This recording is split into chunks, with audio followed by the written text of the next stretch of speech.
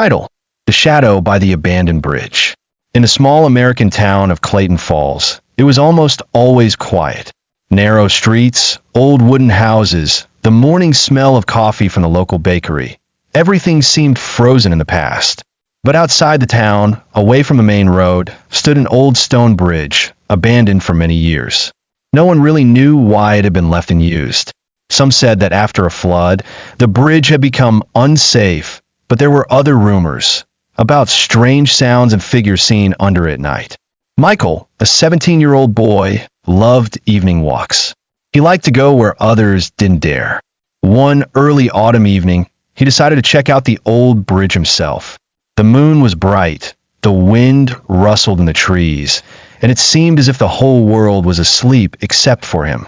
As he got closer, he heard a faint splash of water in the distance. Michael stepped onto the cracked asphalt of the bridge and froze. On the far end stood a figure in a long black coat. The face was impossible to see. The stranger didn't move, just stood there, staring at him. Michael felt his heartbeat quicken. He called out, "Hey, are you okay?" No answer. The figure slowly raised its hand and pointed down beneath the bridge. Despite the fear creeping up his spine, Michael walked to the edge and looked down. There in the moonlight, the water shimmered, and at the very bottom, something was glowing. He blinked, and in that second, the figure was gone. No footsteps, no sound, nothing. Michael hurried back home, deciding never to return. But the next morning, he found a small bundle on his doorstep.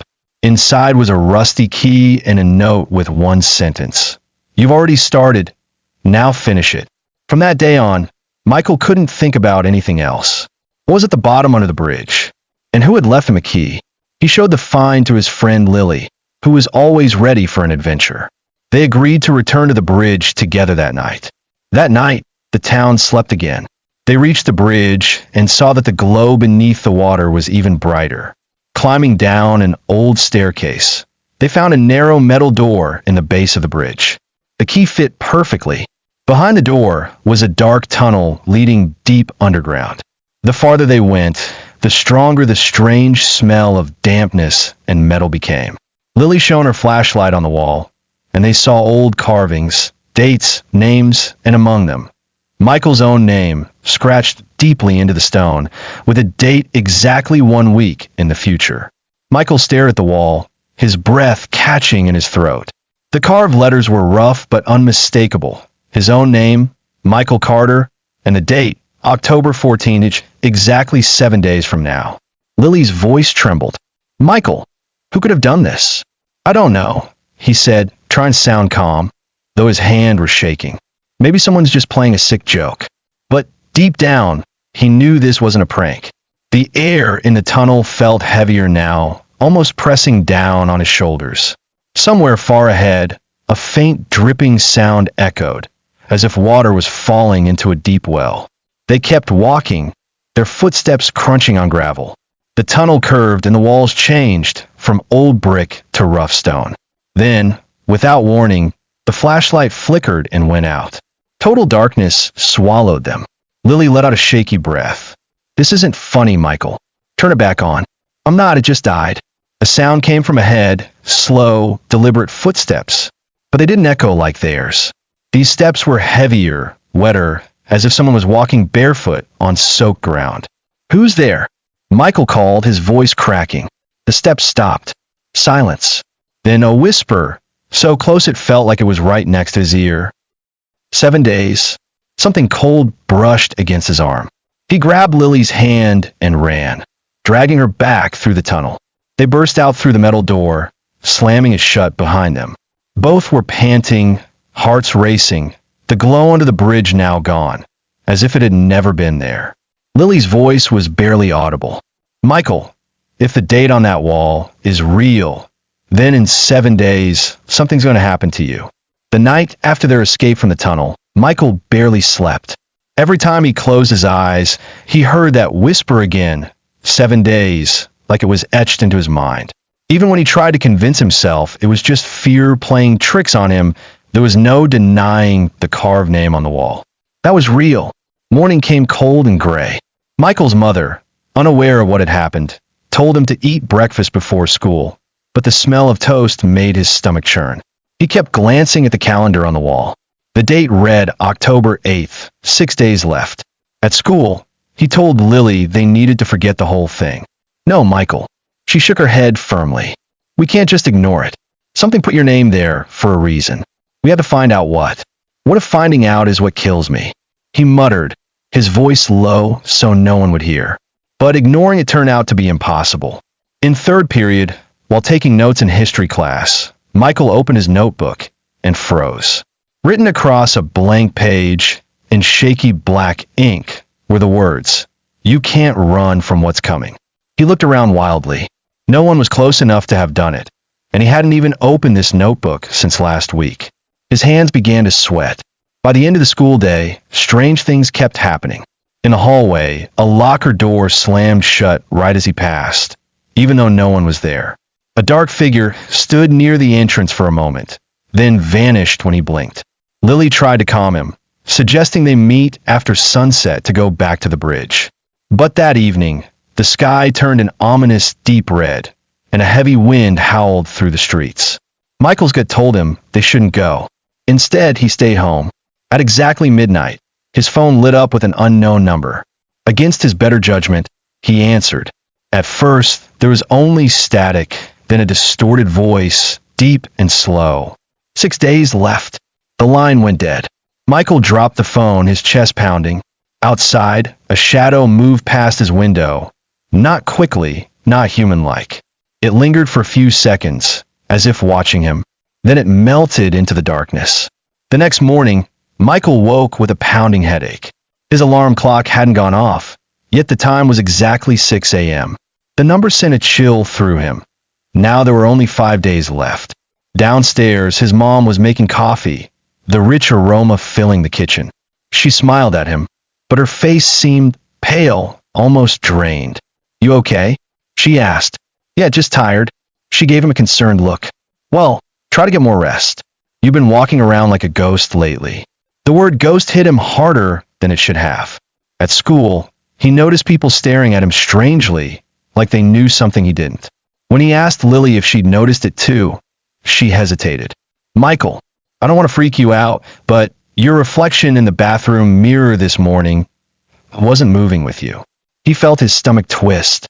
That afternoon, during gym class, he caught sight of his shadow on the wall, and it seemed to be lagging, just slightly out of sync with his movements.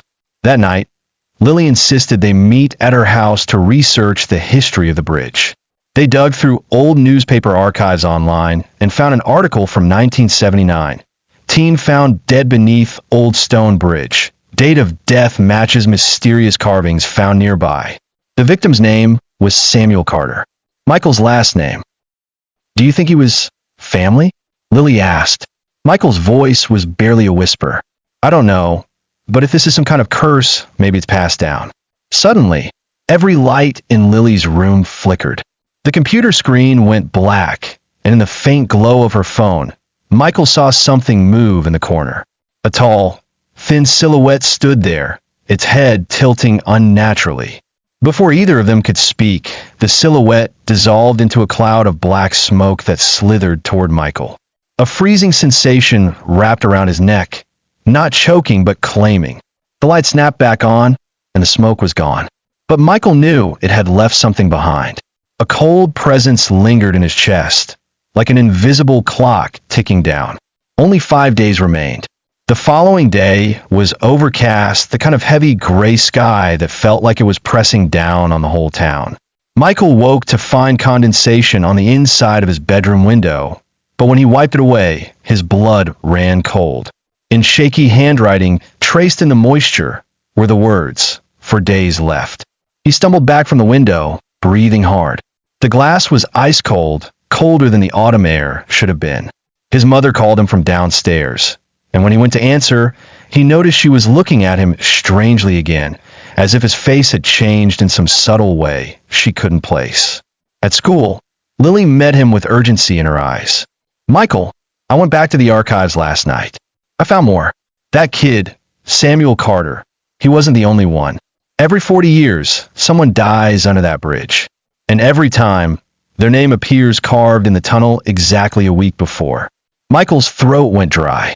Who was before Samuel? Lily scrolled through an old scanned newspaper. A boy named Jonathan Carter. Died in 1939. Michael, they were all your blood relatives. The realization hit him like a punch. This wasn't random. It was hunting his family. After school, they decided to go back to the bridge before dark. As they approached, the wind died completely. The air was unnaturally still. The glow under the water had returned, but this time it pulsed faintly, like a heartbeat. They descended the rusty staircase again, flashlights in hand, and entered the tunnel. The smell of damp earth was thicker now, and water dripped rhythmically from the ceiling. When they reached the spot where Michael's name was carved, they froze because now there was something new beneath it. A second line of text had been added, as if carved just hours ago. The blood always returns.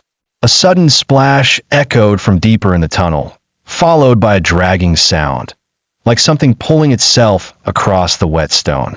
The beam of Lily's flashlight trembled as she aimed it ahead. And then they saw it. A pale figure, human-shaped but wrong, its limbs too long, its eyes completely black. Water streamed from its body as it crawled forward on all fours, yet somehow its face stayed locked on Michael. It stopped just far enough away that they couldn't make out its full details. Then it spoke, its voice like the sound of rocks grinding together. 4 days, Michael Carter, until you join the others. The lights in their flashlights sputtered, and in a moment of darkness, the sound of dragging came from behind them instead of in front. They ran. They didn't stop running until they burst out into the open night air, both of them gasping for breath. The bridge loomed behind them, silent and still, as if nothing had happened. But Michael knew that whatever lived under it wasn't staying there anymore.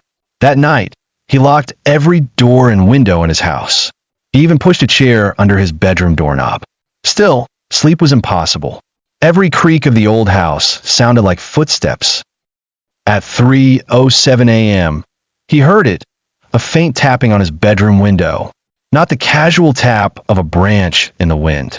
This was deliberate, measured, like a finger against the glass. Michael slowly turned his head toward the window. The blinds were shut, but the tapping continued. Heart pounding, he crawled to the window and, with trembling hands, pulled one slat open just enough to peek outside. 2 black eyes stared back at him. They were impossibly close, as if the figure's face was pressed right up against the glass.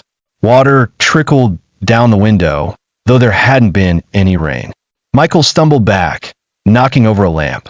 By the time he looked again, the face was gone, but the glass was wet, and on it, in streaks of moisture, were the words, 3 days left. The next morning, Michael didn't tell his mom what had happened. He couldn't. She already thought he'd been acting strange.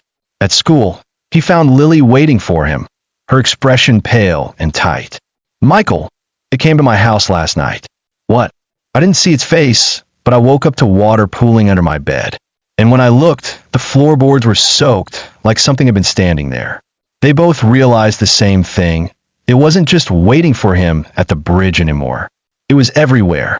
That evening, they met at the library, hoping to find some kind of ritual or way to break the cycle. Hours of flipping through dusty books gave them nothing but scraps of local legends, stories of a ferryman of the deep water, who claimed members of certain bloodlines every few decades. He marked them in advance, so they could feel death coming.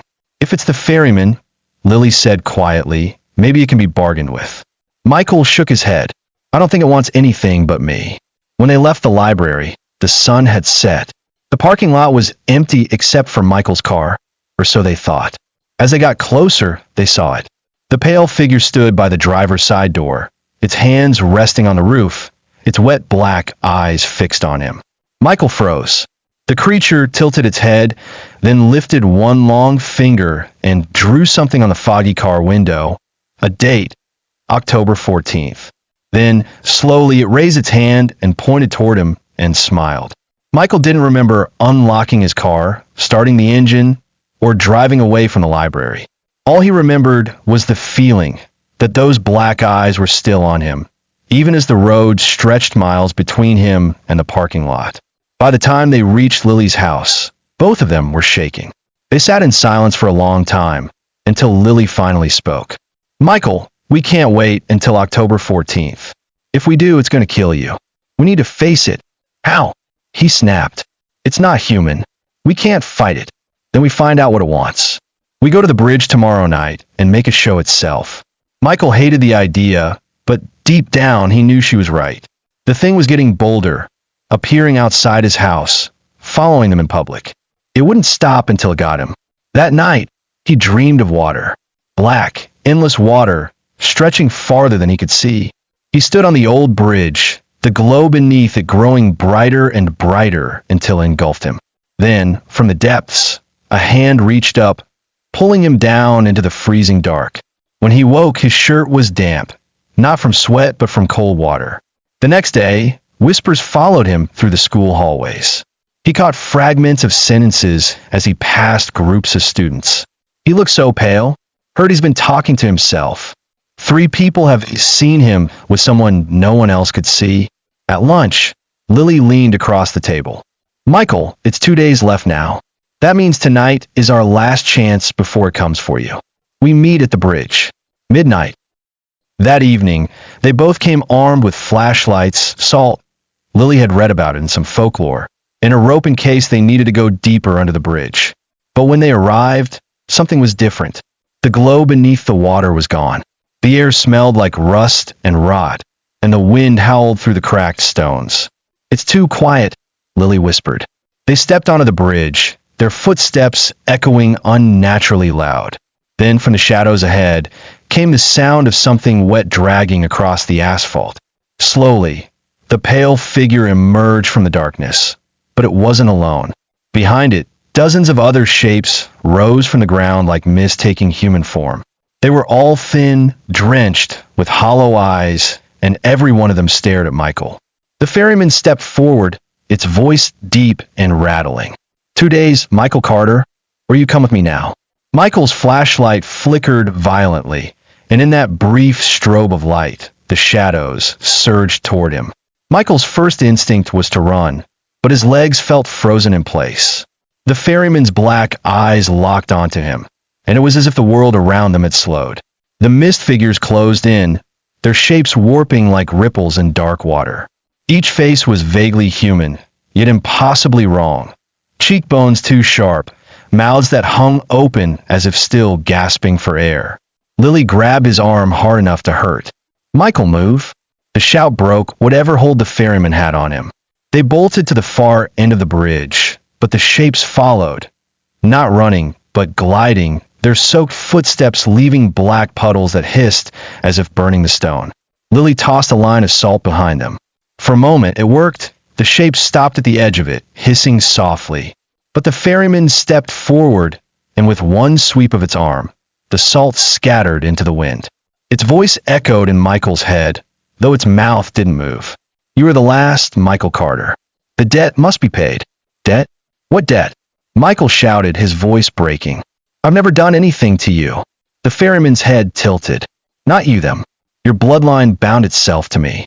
A bargain made long ago, when your ancestor's life was spared from the water. Every 40 years, one must be taken. The chain will not break until the last Carter is mine. Michael's chest tightened. It wasn't just random. His entire family had been marked for generations. There's got to be a way to break it. Lily yelled. The ferryman's voice deepened into a growl. Break it? The only way to break it is to drown the blood before the debt comes due. For a terrifying moment, Michael thought Lily might be looking at him the wrong way, as if that option had crossed her mind. But then, without warning, the mist figures surged forward again.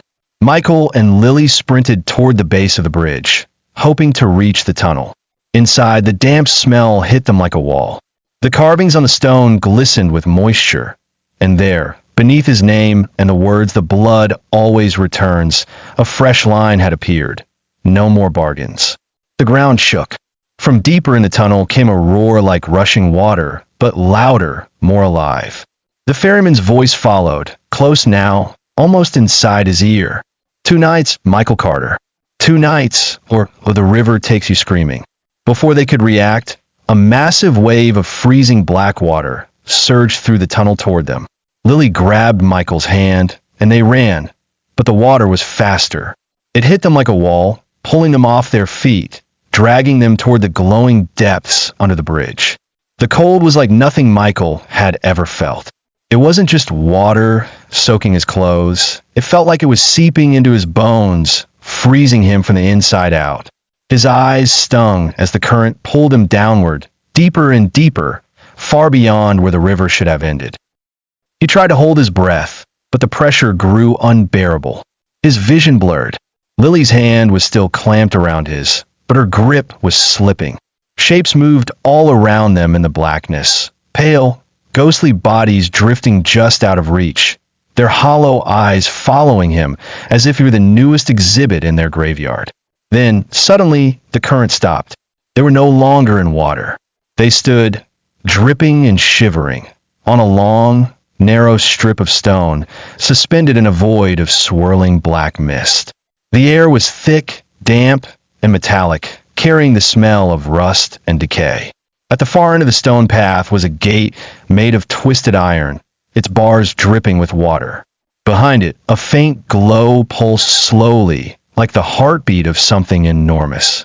The ferryman emerged from the mist, taller here than he had been on the bridge, his head nearly grazing an unseen ceiling. His black eyes fixed on Michael, and his voice echoed in the vast emptiness. "Welcome to the crossing. Few of your kind have seen this place and returned." Michael forced his voice to steady. "You said my family made a bargain. What did they do?" The ferryman stepped closer, and the stone beneath Michael's feet seemed to groan under the weight. Samuel Carter's great-grandfather was a thief. He tried to cross the old bridge during the flood of 1839. The waters were mine to take him, but he begged for his life.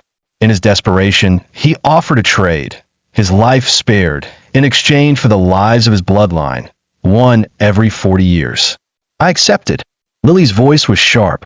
That's not binding. He didn't speak for everyone who came after him. The ferryman's head tilted in that unnatural way. Blood speaks louder than words. As they spoke, the mist thickened, and from it, dozens of pale figures emerged. Michael recognized their faces from the photos in the archives, from the old newspaper articles. Samuel Carter, Jonathan Carter, others he'd never seen, but somehow knew. They were his family, and their faces were twisted with sorrow. One of them, an older man with deep-set eyes, stepped forward. His voice was soft but carried through the void. "Michael, it's too late for us. But not for you. Break the chain." Michael's pulse raced. "Ow!" The ferryman's voice roared, making the stone tremble. "There is no breaking it. You're already mine."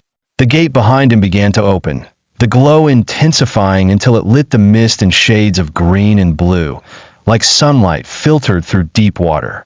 From beyond the gate came the sound of rushing currents, and something else, something alive. The ferryman reached out a long, dripping hand toward Michael. "Step forward, and your suffering will end quickly. Refuse, and the river will feast on you for eternity." Lily stepped between them, gripping the salt pouch. "You're not taking him. Not tonight." The ferryman froze for a moment, his dripping hand still extended toward Michael. His black eyes shifted to Lily, narrowing in something between curiosity and contempt. "Foolish child, salt will not save him here. This is my realm." But Lily didn't hesitate. With a sharp motion, she tore the pouch open and hurled the salt straight at the ferryman's face. The grains caught the faint glow from the gate as they flew, scattering like silver sparks in the darkness. The moment the salt hit his skin, the ferryman let out a sound unlike anything Michael had ever heard. A guttural, choking roar, like the ocean itself was in agony. His skin sizzled where the salt landed, releasing a foul, briny steam into the air. "Michael, run!" Lily shouted. They bolted down the narrow stone path toward the gate. The pale figures, Michael's family, parted for them, some reaching out as if to help, others simply watching with hollow eyes. Michael's chest ached, torn between the need to survive and the urge to free them. Behind them, the ferryman's footsteps shook the stone. The mist swirled violently, and fragments of the pathway began to crumble into the endless void below. "Faster!" Lily gasped, pulling him forward. The gate loomed ahead, now half open. Through it, Michael could see something strange. Not the black depths he expected, but rippling water beneath a night sky. It looked like the river above the bridge, but wrong, as if reflected in a broken mirror. Just as they were about to reach it, the ferryman's voice thundered again, closer this time. You cannot outrun the debt. A pale, clawed hand slammed down onto the path beside Michael, cracking the stone. Another hand followed, grabbing for his ankle. Cold surged through his leg, burning and numbing at the same time. In a desperate move, Michael kicked with his free foot, breaking the grip just long enough to stumble forward. Lily grabbed him, yanking him toward the gate. The ferryman lunged, his towering form blotting out the faint light. They dove through the opening. For a moment, everything was water again, freezing, suffocating, endless.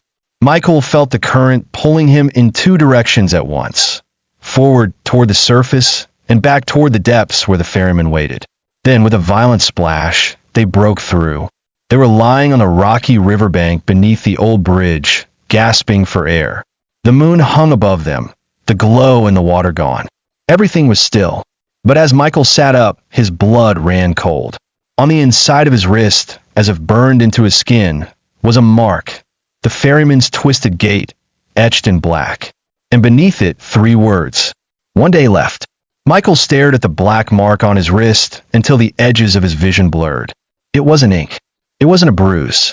The skin itself was branded, the lines slightly raised and hot to the touch.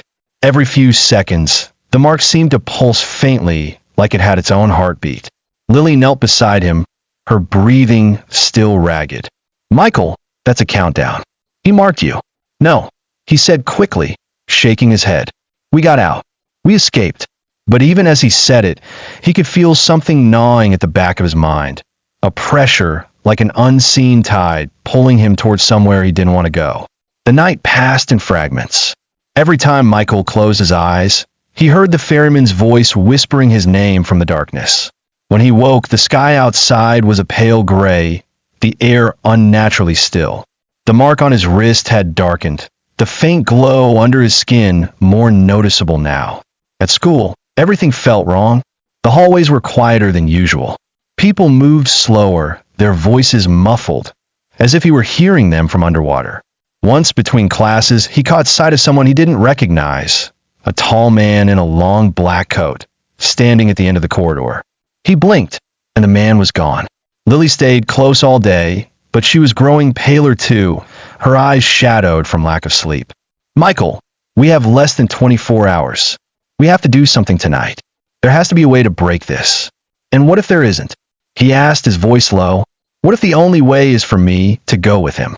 Lily grabbed his wrist hard. Don't you dare. That evening, they gathered everything they could think of: salt, candles, matches, a long piece of rope, and Lily's grandfather's old Bible. They decided they'd spend the night at the bridge, trying to seal whatever connection the ferryman had to this world before the clock ran out. When they arrived, the bridge was different. The cracks in the stone were wider, as if the structure itself were rotting. The air was heavy with the smell of river water and rust. And beneath the bridge, the glow had returned, no longer faint, but blazing bright, pulsing in rhythm with the mark on Michael's wrist. He's close, Michael said, his voice trembling. They set up the candles in a circle near the tunnel entrance and sprinkled salt in a thick line across the path. For a moment, the night seemed calm. The only sounds were the soft hiss of the candles and the distant rush of water. Then the wind died. A shadow stretched across the ground, far too large to belong to either of them. From the tunnel came the sound of slow, deliberate footsteps. The pale glow from beneath the bridge began to rise up the walls, painting the stones in shades of green and blue. And then the ferryman stepped into the circle of light, water dripping from his elongated fingers. Time is almost gone, Michael Carter. The river waits. Michael's mark pulsed violently, sending a shock of cold through his entire body.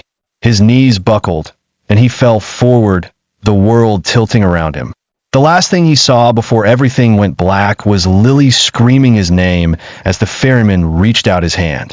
Michael's eyes snapped open to darkness. Not the kind you see at night, but a deep, suffocating black that pressed against his skin like wet cloth.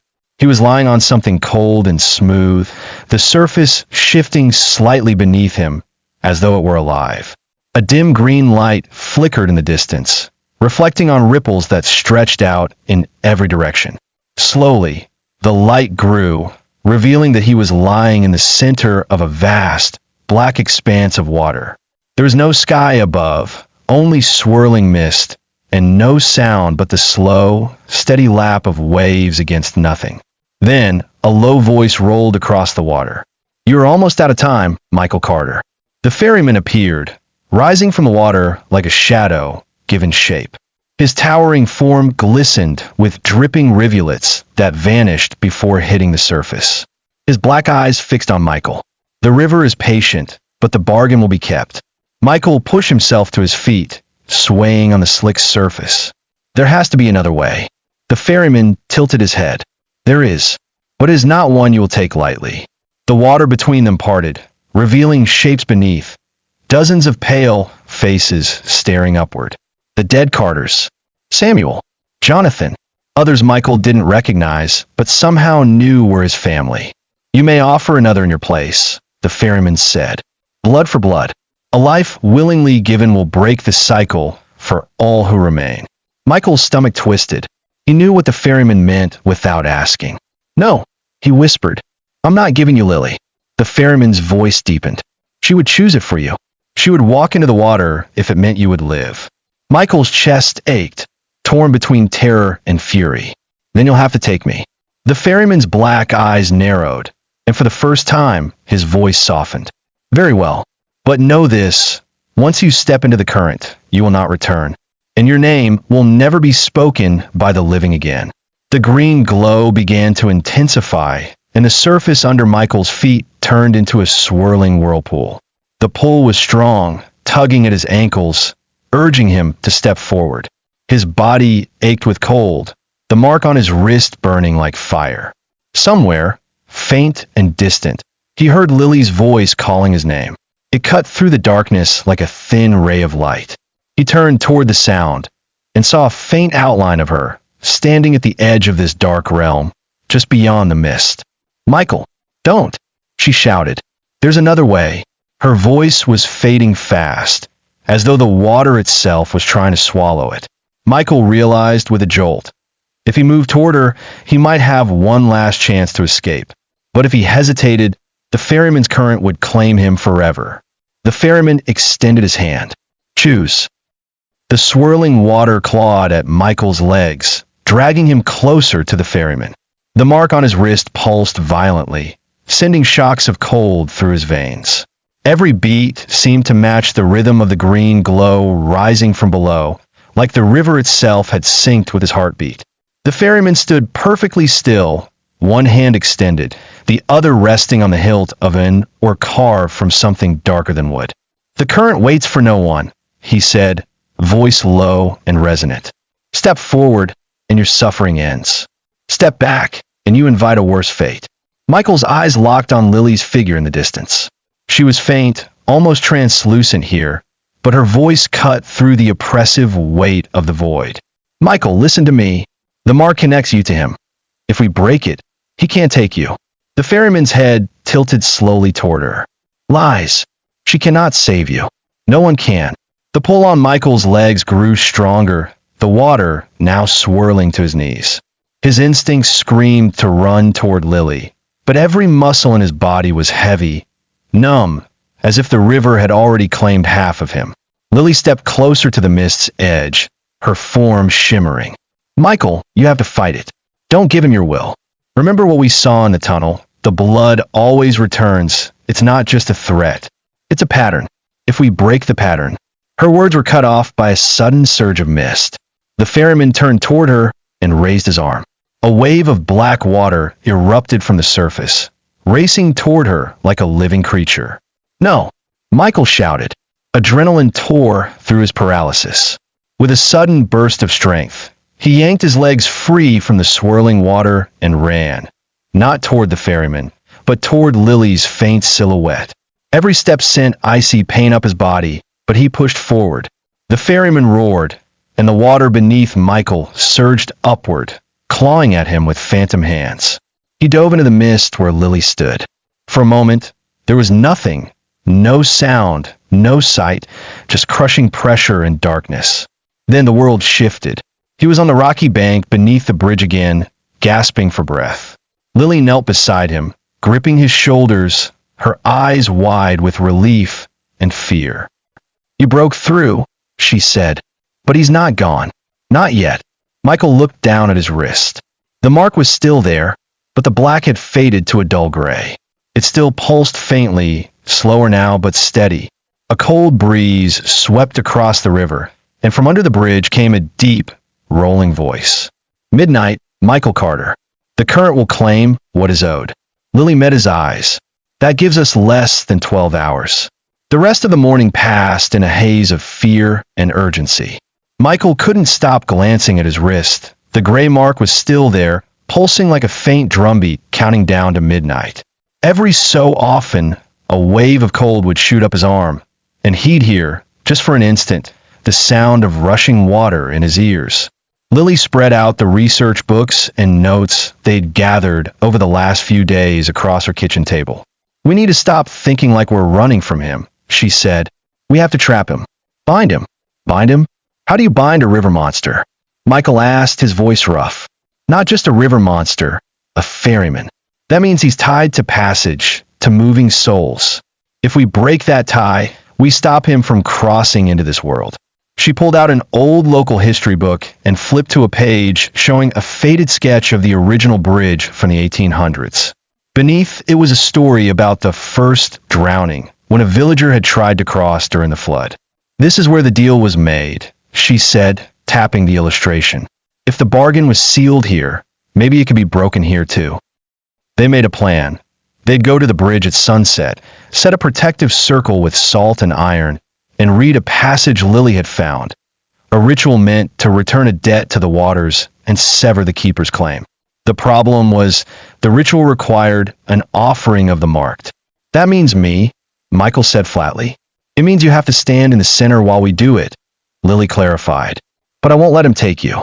As the day wore on, Michael felt the world start to bend around him. People's voices sounded distorted, colors seemed muted, and shadows felt thicker.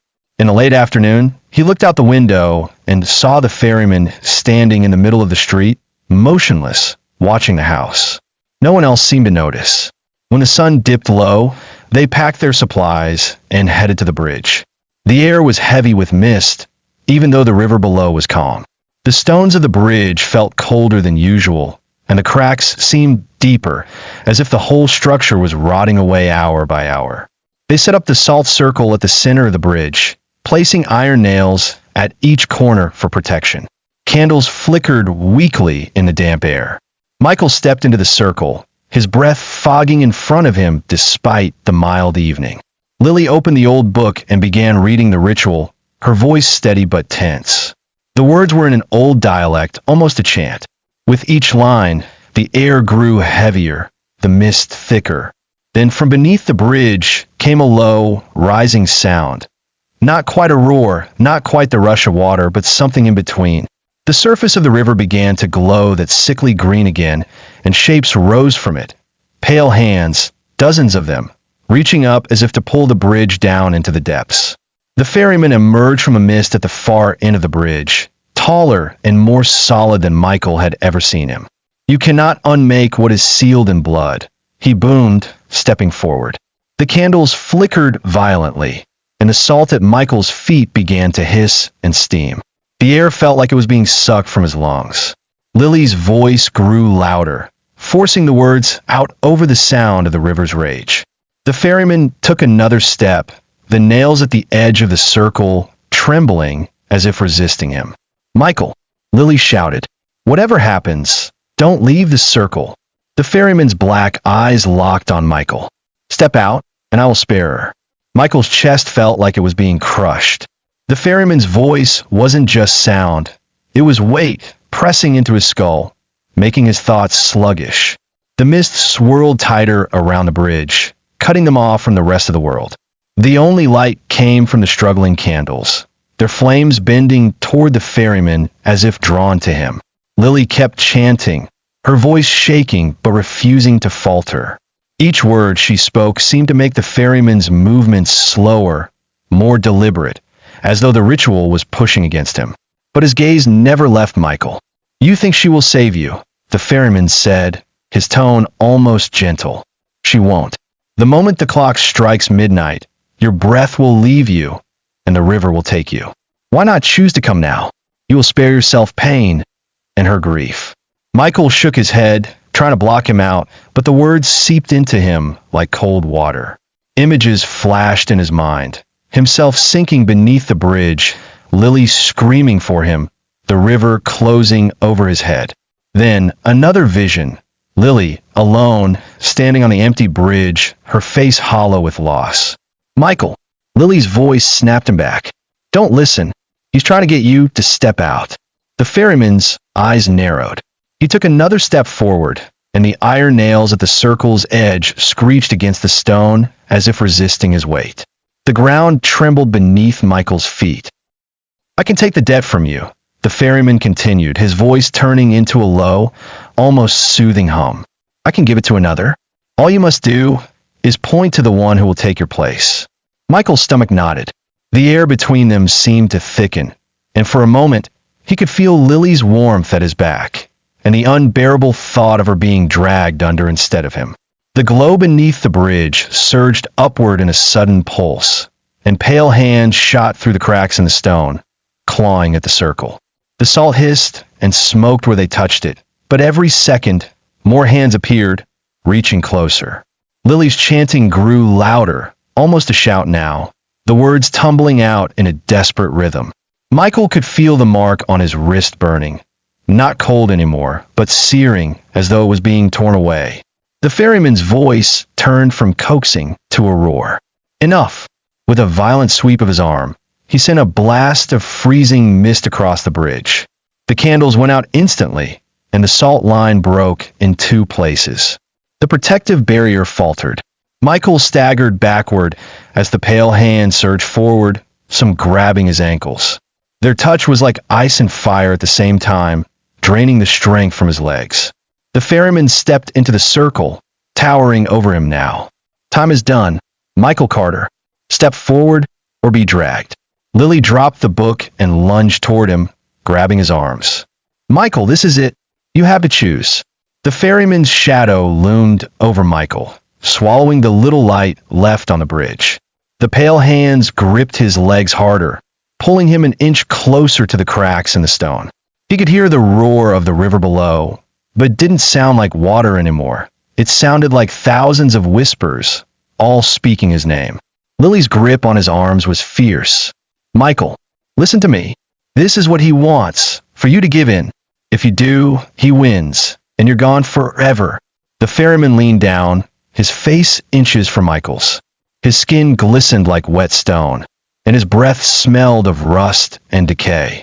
"I offer you release," he said slowly, each word vibrating through Michael's chest. "You will close your eyes, take my hand, and the river will cradle you into silence. No more fear, no more running." Michael clenched his teeth, trying to drown out his voice, but the pull was overwhelming, not just the physical drag of the hands, but the strange calm seeping into his mind. His muscles went slack for a moment, his vision narrowing. Then he felt Lily's hand on the side of his face, forcing him to look at her. "Michael, I'm not letting you go. Not here. Not like this."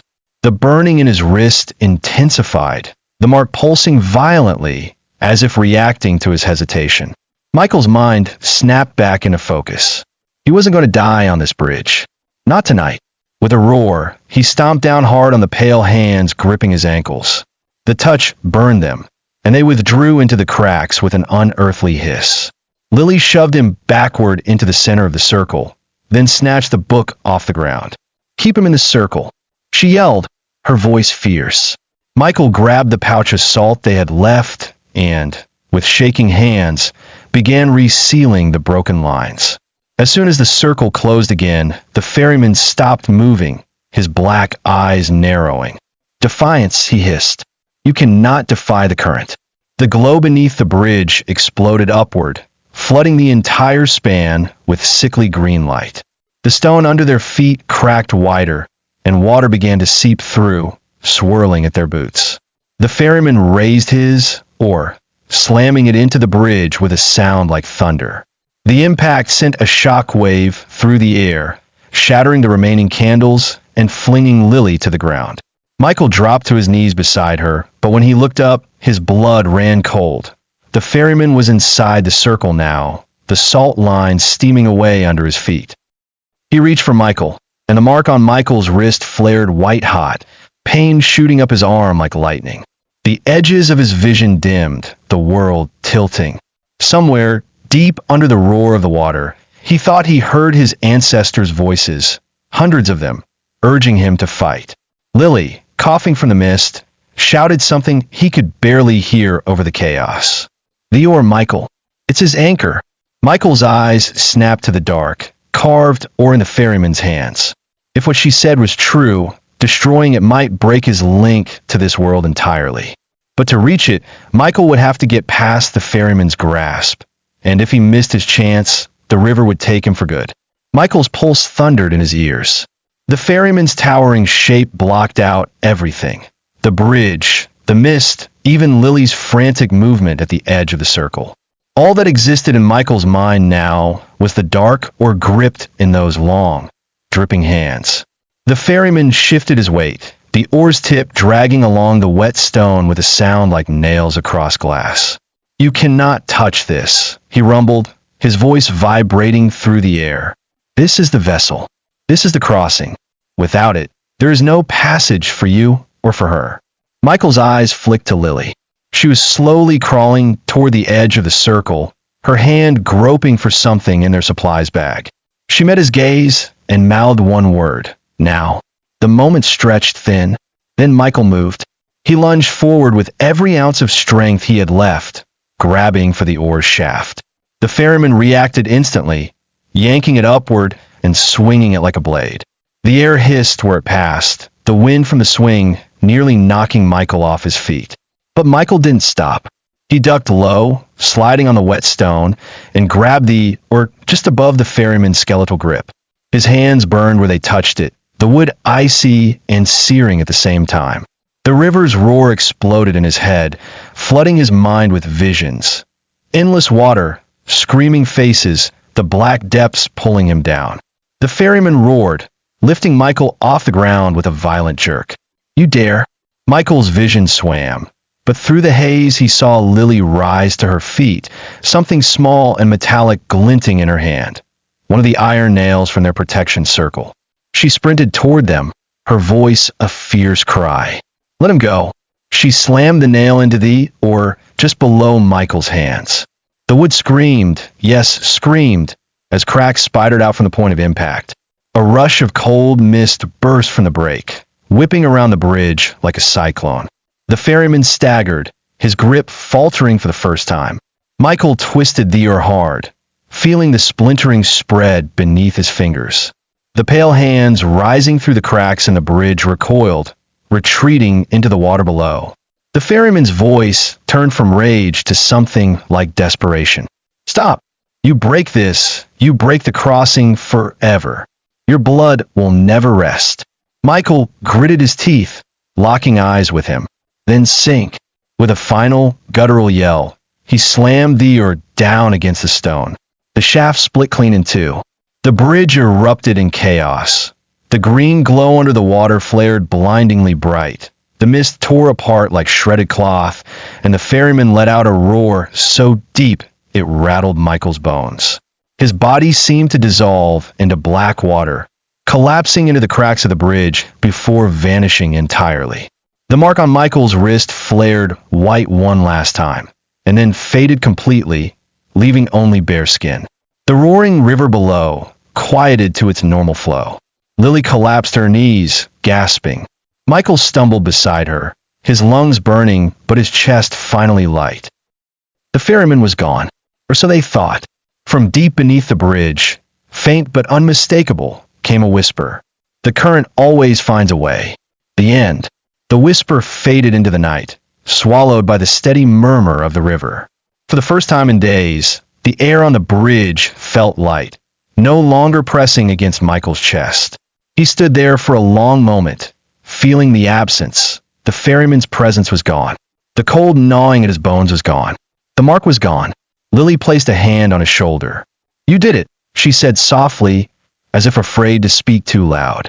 "It's over." Michael wanted to believe her. He wanted to let the tension drain from his body and finally breathe. But that last whisper echoed in his mind. The current always finds a way. They gathered what little was left of their supplies and made their way off the bridge. The candles were shattered, the salt washed away, and the cracks in the stone were wider than before. It was as if the bridge itself had been scarred by what had happened. By the time they reached Lily's house, the first hints of dawn were brushing the horizon. Neither of them spoke much. They just sat in her living room, sipping tea and watching the light grow outside. The warmth felt unreal, fragile, like it could be snatched away at any moment. Michael finally broke the silence. "If the crossing's gone, where do they go now?" Lily frowned. "Who?" "The ones he would have taken." "My family. The others before me." Lily looked down at her mug. "Maybe they're free now." Michael nodded, but the truth was he didn't feel free. Not completely. For the next few days, life returned to something like normal. School, homework, quiet evenings. But little things kept gnawing at him. A cold draft at night when the windows were shut. Ripples in a glass of water, even when the house was still. A dream, once, of standing on the bridge alone and feeling something moving just beneath the surface. A week later, Michael walked down to the river alone. The sky was clear, the moon bright. He stood on the bank, staring into the water. It was calm, reflecting the night sky perfectly. Then, in the reflection, he saw them. Faint shapes like figures standing in the water behind him. Pale, still, watching. Michael turned sharply, but the bank was empty. When he looked back down, the water was smooth again, nothing but the moon and stars staring back.